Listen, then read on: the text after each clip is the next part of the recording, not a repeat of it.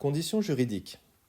Jusqu'à présent, j'ai montré la technique de la paix sous sa forme empirique.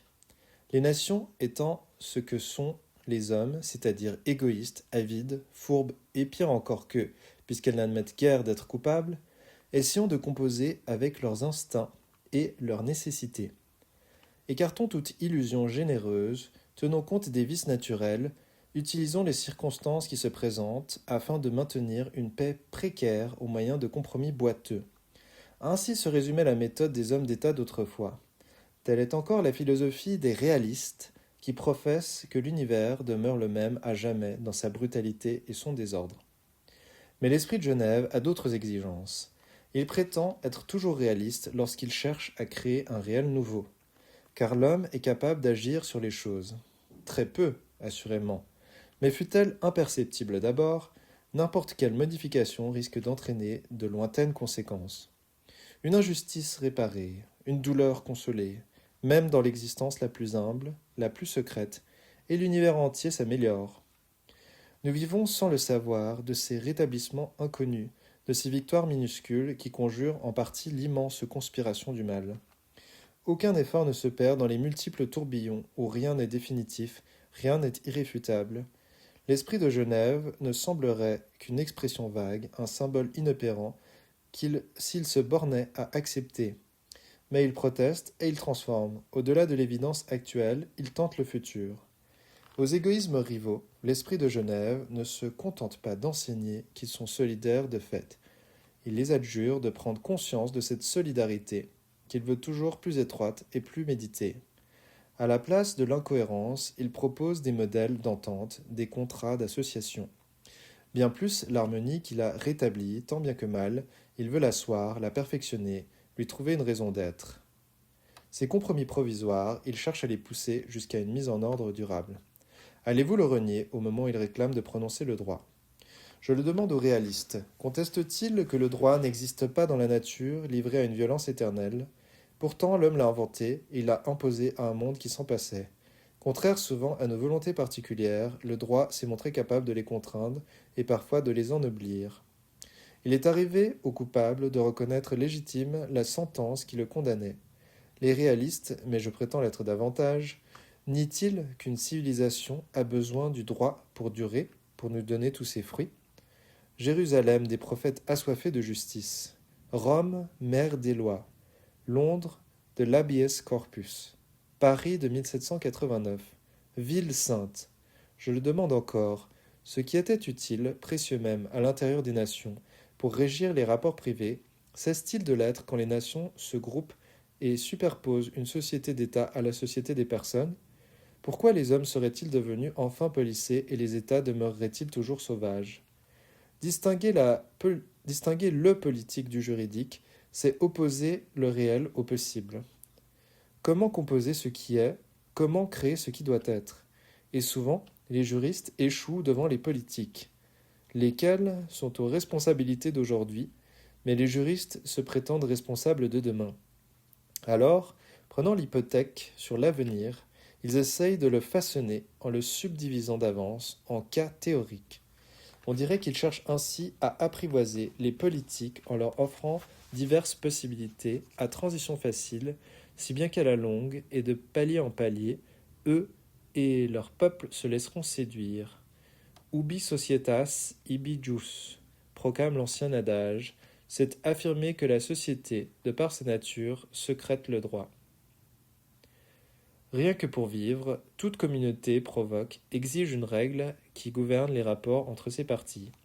Naguère, la loi ne s'exerçait qu'à l'intérieur des États, parce qu'au-delà des frontières s'étendaient des régions étrangères et barbares.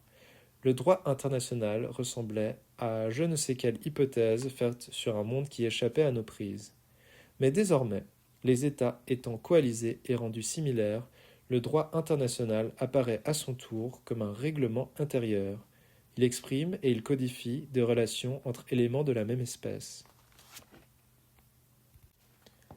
Aux négociations directes entre États auxquelles présidaient les diplomaties peuvent donc se substituer désormais un système à plusieurs instances, plus ou moins juridiques selon le degré. D'abord, les instances de conciliation, où les représentants des partis discutent assistés de commissaires d'autres nationalités. Les thèses en présence sont confrontées et les arguments politiques ou psychologiques ou économiques s'y mêlent aux considérations d'équité. Plus haut apparaît l'instance d'arbitrage. Là, les parties ne discutent plus entre elles, mais se remettent à un tiers qu'elles ont choisi. Enfin, suprême recours, voici le juge antérieur et supérieur au procès qui ne recherche que le droit, en dehors de toute considération accessoire, et même d'équité, et même d'intérêt général. Le juge qui, appliquant un texte, rend un arrêt souverain. Tout un mécanisme légalitaire est donc offert aux États qui désirent résoudre leurs litiges rationnellement. Ils en reconnaissent la valeur puisqu'ils n'arrêtent pas de signer d'innombrables traités et conventions qui prévoient le recours soit aux commissions de conciliation, soit à la procédure d'arbitrage. Par son acte général pour le règlement pacifique des différends, l'Assemblée de 1928 les y a encouragés. D'autre part, la codification du droit international est en cours, mais ces dispositions ne passent guère dans la pratique. Peu de commissions ont été jusqu'à présent constituées, peu d'arbitres ont été invoqués. Pourtant, le but essentiel à atteindre est là. Car s'il fallait résumer l'œuvre entreprise par la Société des Nations, sa fin ultime, son idéal suprême, c'est le mot d'arbitrage qu'il faudrait prononcer. Il n'y aura de paix définitive, de paix logique, de paix heureuse, que par l'arbitrage obligatoire. Certains traités le prévoient. M. Mussolini en a conclu un avec la Suisse, lumineux et catégorique, qui témoigne de sa confiance en un tel procédé. Mais l'arbitrage entre les peuples est encore loin d'être voulu et généralisé par les gouvernements. Et cependant, il a failli l'être, c'est l'aventure du protocole. Des intelligences audacieuses, pressées de résoudre le problème de la paix par des moyens légaux, voulurent conjuguer, définitivement, la justice et la politique. Ils avaient l'habitude des codes qui énoncent les délits et les répriment. Il suffirait, pensait-il, de définir assez strictement la guerre pour l'arrêter au passage. Enserrée dans une formule précise, elle ne pourrait échapper à ceux qui la traquaient. Pourquoi attendre que les conflits surgissent, se borner à les apaiser successivement ? Rangeons-les d'avance sous une rubrique, déterminons dès maintenant les pénalités qui les guetteront. Le protocole de 1924 est un essai d'engager le destin, de le soumettre par anticipation. Il satisfait la raison par son a priori, régulier, formel, de construction pure et exacte. Il présente une belle ordonnance. Ses trois propositions principales, sécurité, arbitrage et désarmement, se dressent et s'alignent comme une colonnade. Les volontés mauvaises seraient obligées de défiler sous ces arcs monumentaux, et ainsi emprisonnées, elles aboutiraient fatalement à la condamnation de leur forfaiture, car l'agresseur, immédiatement repéré, dénoncé, bloqué, serait celui qui refuserait d'accepter l'arbitrage. Dès lors, aucune hésitation. Tous les signataires du pacte se rueraient sur lui pour l'étrangler. La tragédie, à la conclusion prévue, se déroulerait dans la lumière de l'évidence. J'ai assisté, simple témoin perdu dans la foule, à l'érection de cette noble architecture. Ou plutôt, j'en ai vu se dessiner peu à peu l'épure. Sur le papier, l'apparence était solennelle et, je le répète, décorative. Les exigences morales et les goûts esthétiques, les besoins d'ordre et de clarté se trouvaient également satisfaits. J'entends encore les exposés si démonstratifs de M. Bénesse, Paul Boncourt et Politis, conçus, débattus, révisés au sein d'une commission brillante de talent et de bonne foi. Le protocole fut accueilli par l'Assemblée avec une inoubliable ferveur. Seulement, il arriva que l'Angleterre lui refusa sa signature et qu'après ce refus, la majorité des gouvernements déclinèrent à leur tour l'honneur de le faire vivre. Il gît dans les archives de la SDN inopérant et magnifique, pareil à ces projets grandioses que les élèves architectes présentent à des concours sans espoir de les voir jamais réalisés. L'Angleterre, qui avait déjà fait échouer le pacte d'assistance mutuelle, s'est dérobée au protocole parce qu'elle redoute les solidarités trop bien précisées par un texte. Maladroite dans l'abstraction, elle met tant de lenteur à comprendre qu'elle préfère imaginer que l'hypothèse qui se produira sera justement celle qu'on n'avait pas prévue.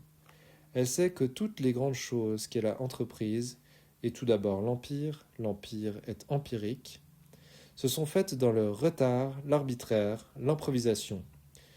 Mais que lui importe, à force d'un succès, elle a toujours triomphé. Le protocole, c'est une expérience manquée.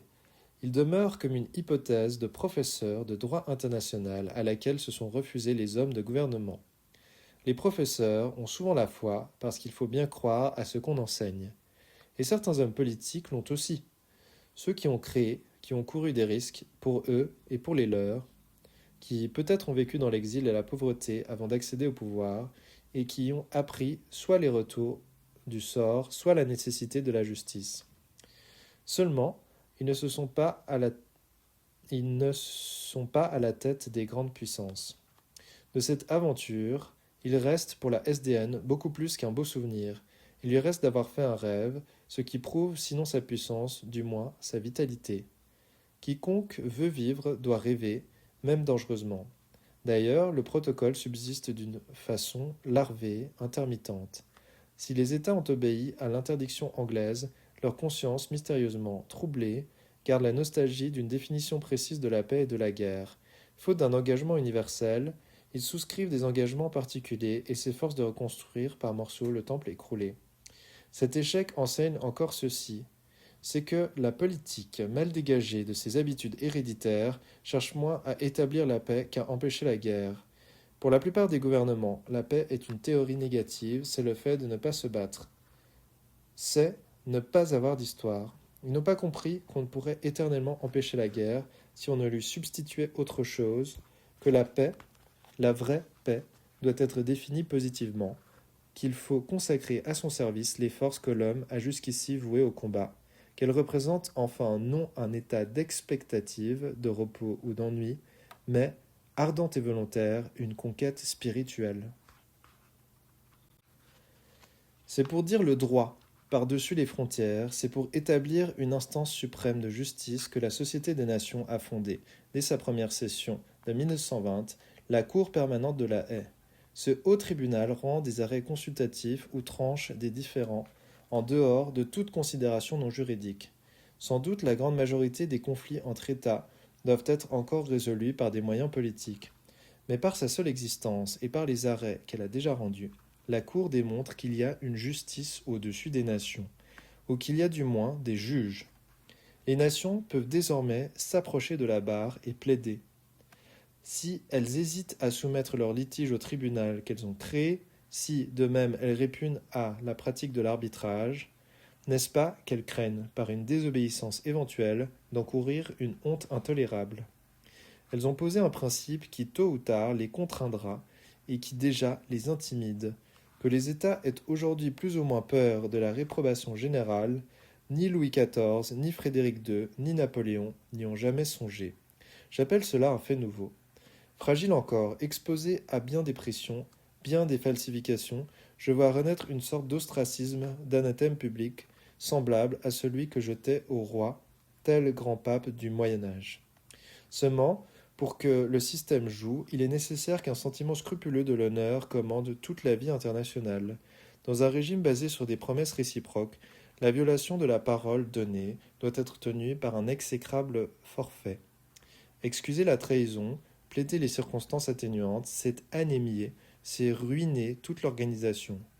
Nous voilà donc obligés de revenir à une civilisation du type chevaleresque, où le serment revêt un caractère sacré. Montesquieu exigeait que les républiques fussent vertueuses. La vertu, en l'espèce la fidélité à la foi jurée, n'est pas moins indispensable à la République des États. On peut craindre toutefois qu'à notre époque d'immoralisme généralisé et de confusion intellectuelle, certaines interstitudes soient entretenues, certains sophismes adroitement insinués, qui paralysent l'action de la réprobation publique. La presse, qui jouerait un rôle essentiel dans cette opération morale, peut être en partie soudoyée ou manœuvrée. Nul n'ignore comment on bourre le crâne à des millions de lecteurs distraits. Les verdicts les plus sûrs sont ceux dont les gendarmes, non l'auditoire, sont chargés d'assurer l'exécution. Et c'est pourquoi la France proposa naguère que la SDN eût à sa disposition une force armée. J'ignore quels en eussent été le recrutement, les garnisons, les cadres, et si les mercenaires n'eussent pas aussi bien pu se tourner contre Genève. Il arrive à un sabre de changer de main. Mais les Américains nous assurent qu'il ne faut pas faire la guerre, même à la guerre. Selon l'avis de ces hommes si puissants, l'emploi de la force est toujours coupable. D'où le pacte Kellogg, bien différent du pacte Wilson, puisque celui-ci organise la répression armée du délit. Plus sensé, le code pénal se garde bien de mettre le crime hors de la loi. Il y enferme au contraire, comme les signataires de la charte de 1919 ont-ils pu souscrire celle de 1928, se désavouer et, pire encore, se contredire. On ne l'explique que par cette déférence qui oblige l'Europe vis-à-vis de l'Amérique. Les tendres philanthropes qui interdisent le recours aux armes n'hésitent pas, d'ailleurs, à préconiser les sanctions économiques. Un blocus est-il donc moins affreux qu'un bombardement ? Mourir de faim équivaut bien à mourir par les gaz. Cette casuistique humanitaire, ce refus de la tuerie brusquée au profit de la tuerie à retardement font frémir. Condamner toute guerre, c'est confondre la violence avec la force. Le plus dangereux adversaire de la violence, c'est une force docile à la sagesse. Et il n'est pas vrai qu'une cause raisonnable cesse de l'être s'il lui arrive de devenir forte. Qu'est-ce qu'une justice parole et non point acte qui prononce des arrêts que personne n'exécute ? Il y a pire que l'injustice rendue souveraine, c'est la justice tournée en ridicule. D'ailleurs, si l'injustice l'emporte par la violence, son premier soin sera d'obliger le droit à la déclarer juste. Les théoriciens, qui n'admettent pas la nécessité des sanctions coercitives, j'imagine qu'ils n'ont jamais souffert eux-mêmes d'un dol, dans leur chair et leur âme également impuissante, ils n'ont jamais été des victimes contemplant l'impunité de leur offenseur. Et ainsi manque-t-il du sentiment tragique de la vie et aussi de celui de l'histoire. La bonne volonté ne suffit pas à assurer la marche du monde.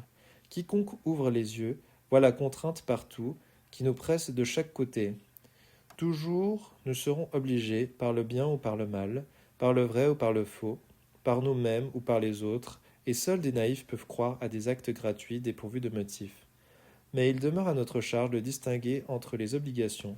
La valeur d'un homme se mesure précisément à ses choix.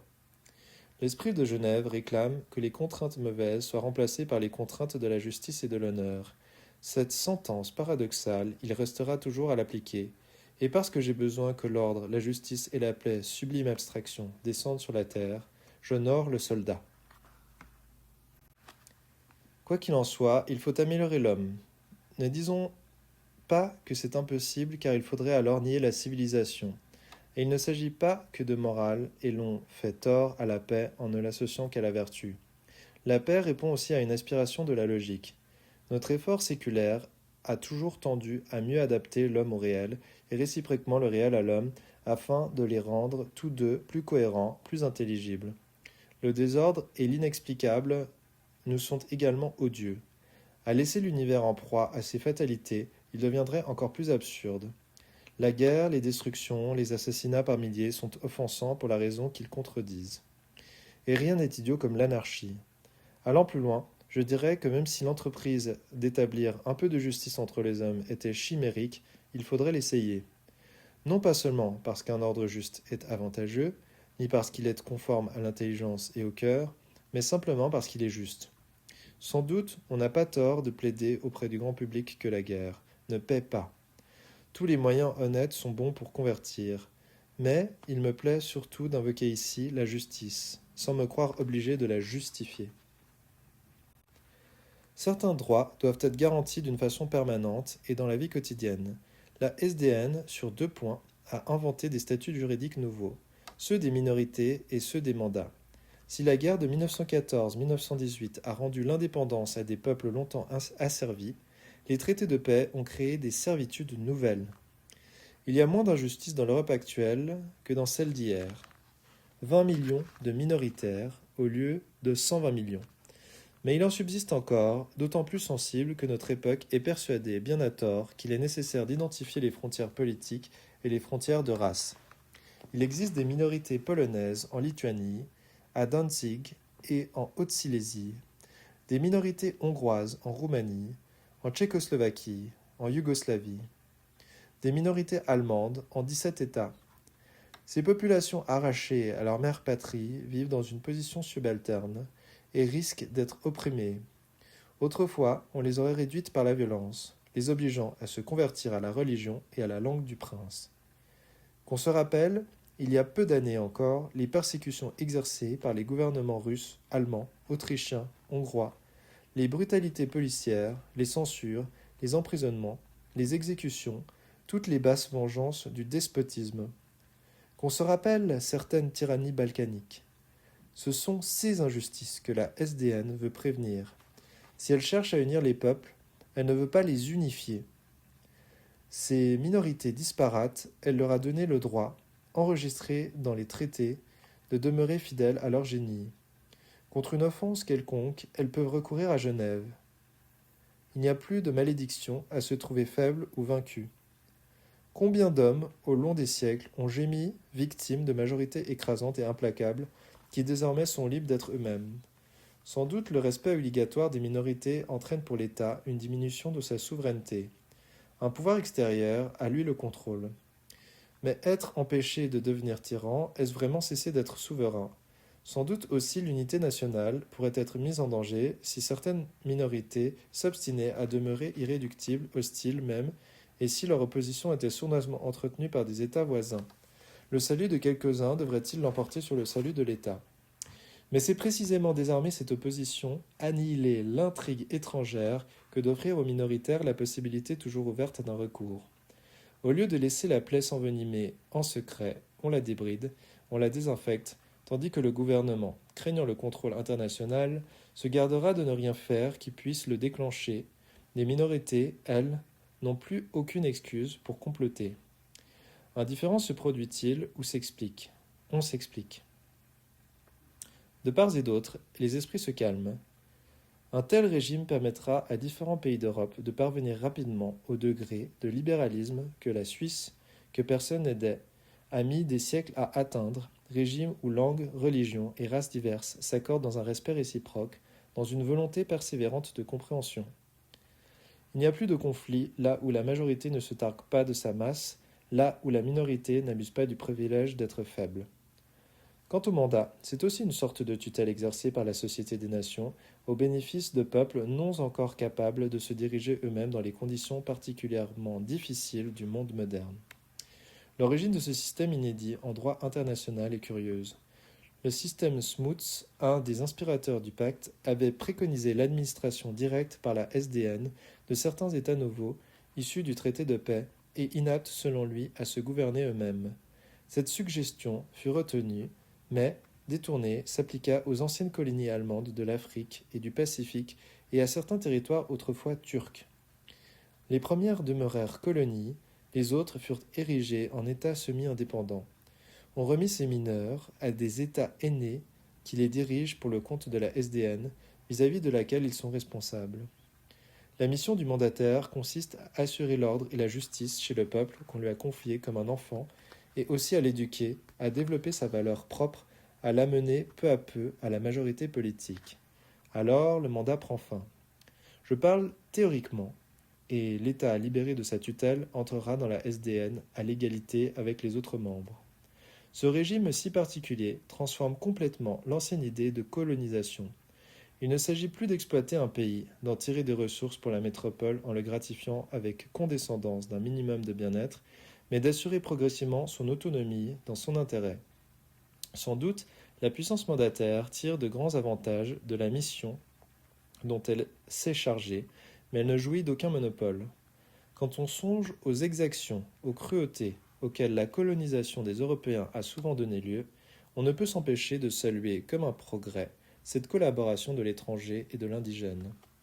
Impossible de détruire maintenant des civilisations originales, de réduire en esclavage des populations entières, de colporter officiellement de l'opium. Car la Société des Nations est une marraine vigilante.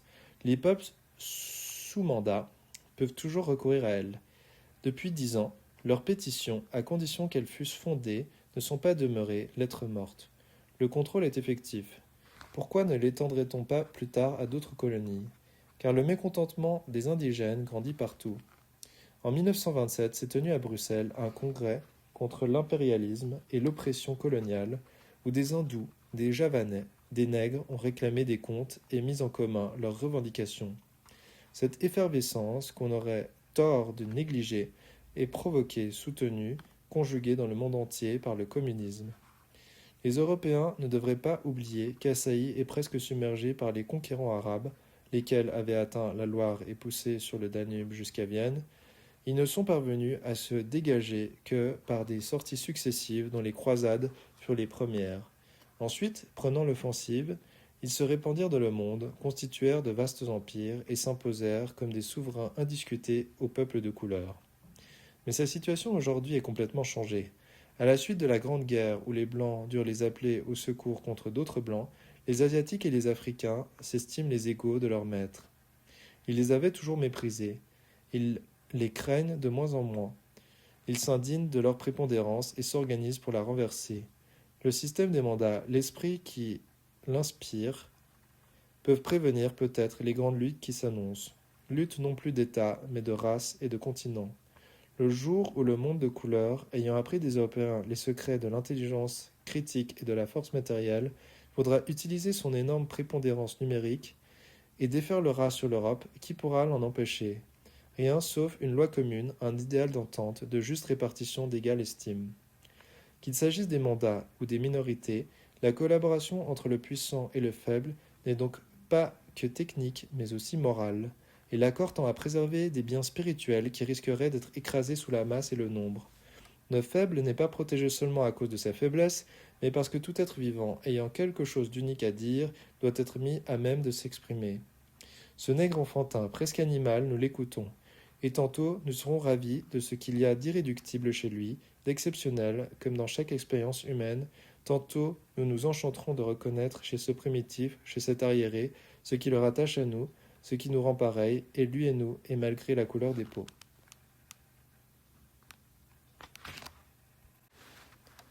C'est dans la même intention de protéger une faiblesse qu'a été fondé le Bureau international du travail, organisation puissante et active, contrefort de la SDN, et qui lui ressemble par son inspiration et ses méthodes, mais opère dans un domaine différent.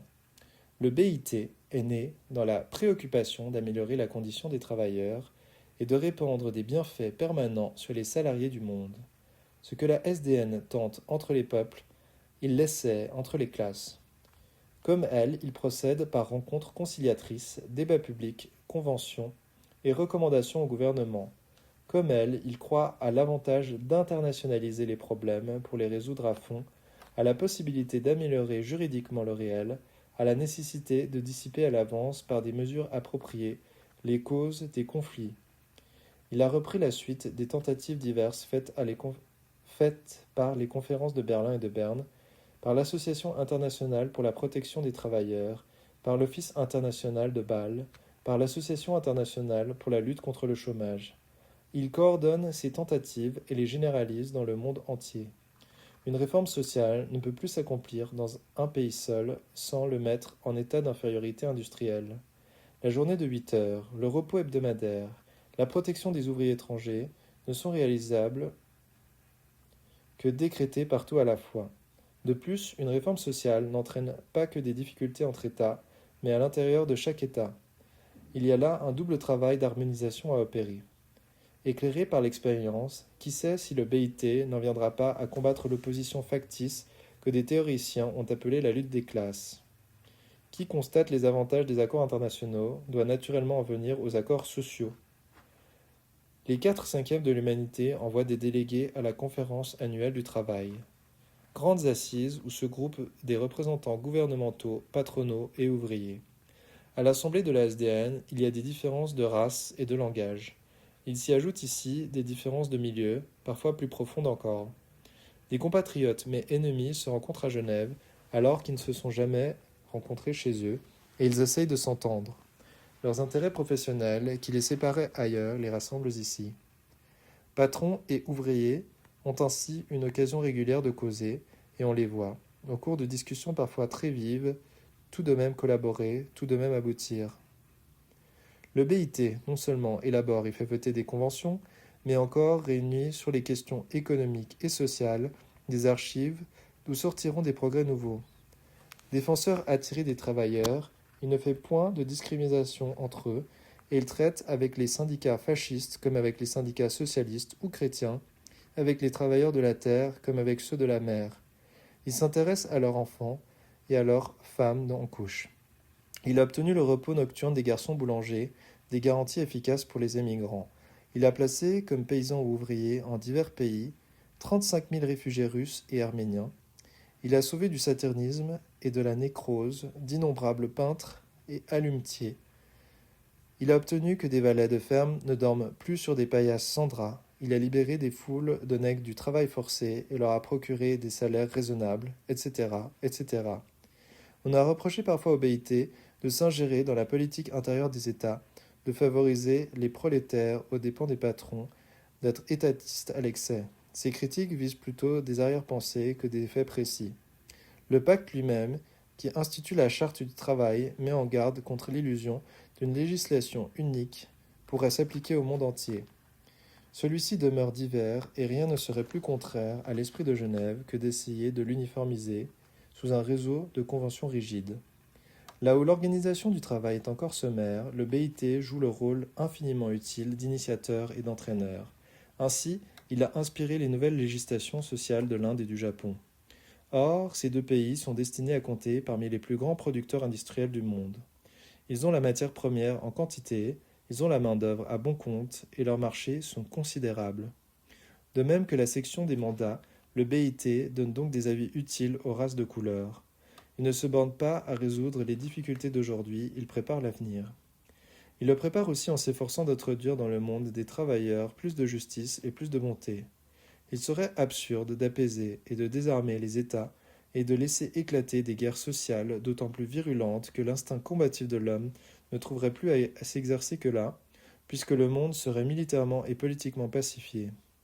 En tout pays, un grand et persévérant effort est fait par le prolétariat pour déposséder du pouvoir la bourgeoisie. Le communisme ne vise pas tant à détruire le capitalisme qu'il sera utilisé à son tour que les capitalistes privés. Une classe veut remplacer une autre. En Occident, une pareille substitution ne pourrait s'opérer sans de terribles convulsions. Tôt ou tard, elle sera tentée. Cette tentative n'aboutira pas si d'avance on désarme les assaillants éventuels en leur accordant des satisfactions légitimes. À ce titre, le BIT, comme la SDN, travaille à assurer la paix au monde. Mais cette paix-là, il déclare avec raison, reprenant les termes du traité de Versailles, qu'elle ne peut être fondée que sur la base de la justice sociale. On peut donc découvrir dans les principes du BIT certains faits de l'esprit de Genève, méthodes de rapprochement, de conversation, de compréhension, de conciliation. Internationalisation des recherches, des problèmes, des solutions, souci de la dignité humaine et protection de la personne. Mais pourquoi la protéger? Non parce qu'elle a une âme immortelle, non pas même par philanthropie. Ce langage qui était celui de Dunant, de l'inventeur de la Croix-Rouge, on ne l'entend pas au BIT, mais par l'idée de justice. Ni charité, ni pitié, ni fraternité. L'homme moderne n'accepte plus ces mots-là parce qu'il a de moins en moins besoin de tendresse. Il réclame un droit. Il le réclamera, s'il le faut, par la force. Le BIT s'efforce de l'obtenir par la persuasion et le consentement général. Il ne faut pas méconnaître que le BIT est au service de tous les travailleurs, non pas seulement de la classe ouvrière. Dans son ardeur à élargir ses compétences, à gagner le large, je vois une tendance apostolique digne d'être louée. Il ne prétend pas se borner aux intérêts des masses, mais aussi, fidèle ainsi à son souci du faible et de l'infirme, soutenir les intérêts, par exemple, des intellectuels, ces lamentables victimes du monde moderne. Comment ne soulignerais-je pas, dans l'austérité dure et nette de la partie 13 du traité de Versailles, les quelques mots, tout à coup frémissants, qui définissent le travail, quel qu'il soit, le travail du prolétaire et aussi celui de l'artiste, le travail de tout homme qui peine et qui refuse de le considérer comme une marchandise, comme un article de commerce. Parmi tant de notions juridiques, un essai d'absolu, une affirmation d'arbitraire est noble. Sous les formules de l'intelligence, soudain, un mouvement profond de sensibilité. De transition en transition, nous sommes passés des États aux personnes, de l'ordre politique à l'ordre juridique. Allons plus loin. Quoi qu'on lui reproche de multiplier à l'excès ses activités, qu'on plaisante parfois par une ignorance assez vaine ses œuvres humanitaires, pourquoi la SDN, qui s'efforce de dire le droit et de l'intégrer dans le réel, ne se préoccuperait-elle pas autant du bien que du juste? Comment rêver d'une paix qui ne serait que matérielle, que bureaucratique, qui n'envisagerait que les ensembles et se refuserait à l'homme unique et rendu différent par son malheur. Qu'il serait affreux, un système international merveilleusement agencé, mais sans bienveillance, un ordre insensible, rectiligne, satisfait de lui-même, qui ne chercherait pas à guérir, ni même à consoler. Sans doute la guerre est le pire des fléaux, puisqu'elle implique tous les autres, mais elle n'est pas le seul, et les autres se déchaînent encore quand on est parvenu, elle, à la museler. Savez-vous qu'il existe encore, et par milliers, des lépreux? Vous résignez-vous à la destruction d'une partie de l'humanité par l'opium? Précisément parce qu'on ne les combat que de façon fragmentaire, sans entente préalable, les maladies épidémiques développent leurs ravages. La tuberculose, le croup, la dysenterie, le cancer nous menacent tous. Une inondation, un tremblement de terre font soudain des victimes en foule. Allons-nous rester indifférents? Les femmes, les enfants sont la proie des trafiquants. Acceptons-nous comme naturelle une telle corruption et une telle misère? Par millions, des Russes, des Grecs, des Arméniens sont expulsés de chez eux, meurent de faim ou de détresse au fond des camps, des prisons, le long des routes. Dans beaucoup de milieux, il est élégant ou drôle de plaisanter l'esprit de Genève, fertile, dit-on, en chimères. Est-ce que la souffrance, les larmes, le désespoir, c'est de l'idéologie? Ah, si l'on pouvait faire sentir ce qui palpite de douleur et aussi de consolation dans les pages de tels rapports écoutés d'une oreille distraite. Mais pour les dédaigneux critiques, la préoccupation internationale n'est qu'abstraite et vague. Je dis qu'elle multiplie au contraire vos contacts avec le réel, qu'elle vous oblige à vous ouvrir, à comprendre, à compatir, parfois avec angoisse. On ne me propose pas une refonte théorique des États, on me jette dans le monde en tumulte, plein de cris et de fièvre. Vais-je demeurer impassible devant l'illimité du malheur humain? Il ne s'agit pas de l'homme en soi, conçu comme objet de congrès pacifistes, mais d'êtres qui ont faim et soif, qui gémissent, qui se révoltent, et qui ne sont pas inventés pour les besoins de la cause, mais qui appellent au secours, vous appellent, vous qui souriez peut-être en me lisant, m'appelant, moi qui écris ceci. Les épidémies ou le vice ou la souffrance, on ne les réprimera efficacement que par les méthodes d'étude, puis d'entente, puis d'application générale. Le mal est universel, il faut donc l'attaquer partout. Cernons-le tous ensemble. Quelle autre institution que la SDN pourrait réunir des fonds et employer des remèdes, s'occuper de ceux dont personne ne s'occupe, pourchasser en tout lieu les misérables, rapatrier en grand, ouvrir en Extrême-Orient un bureau qui signale la marche des maladies contagieuses? Elle l'a fait, elle le ferait davantage si on lui mesurait pas étroitement les crédits. Car il arrive aux politiques qui dédaignent les humanitaires de les craindre tout à coup. Vont-ils brouiller le jeu par leur ignorance des intrigues? Et l'on refuse de secourir les Arméniens à cause des Turcs, on abandonne les émigrés russes pour ne pas interrompre des conversations secrètes avec les soviets. Certains gouvernements, à commencer par celui de la Suisse, sont timorés à l'égard des fabricants de drogue parce que, mon Dieu, leur industrie est prospère et rapporte au fisc. Peut-être convient-il aux politiques que les injustices ne soient pas trop complètement supprimées, car elles peuvent servir de monnaie d'échange. Puisque le mal existe, avant de le supprimer, essayons d'en tirer profit. Et puis, si les bonnes âmes ameutaient l'opinion, celui-ci s'en prendrait au pouvoir public et leur reprocherait leur faiblesse, leur médiocrité, leur manque d'esprit de suite. Or, les pouvoirs publics, dépendant de l'opinion, ne la veulent pas trop bien informée. L'adjectif humanitaire met en défiance, je crois. L'adjectif humanitaire met en défiance, je crois bien. On s'en est tellement servi, et dans des intentions si diverses, mais je cherche et je saisis sous ce déguisement le mot plus vrai de charité, non la charité condescendante, bien pensante et soucieuse de mérite, mais la charité pure, née d'une solidarité d'origine et de destin. Tu aimeras ton prochain comme toi-même, sans motif intéressé, à égalité, parce que frère. Ainsi, l'esprit de Genève reparaît toujours dans ce qui semblait n'être qu'une interdépendance de fait et de droit, l'esprit originel de la Croix-Rouge. Ainsi, l'internationalisme, principe généralisateur, exprime des similitudes de conditions, manifeste notre parité de misère et de souffrance. L'internationalisme, une communauté, peut-être une communion.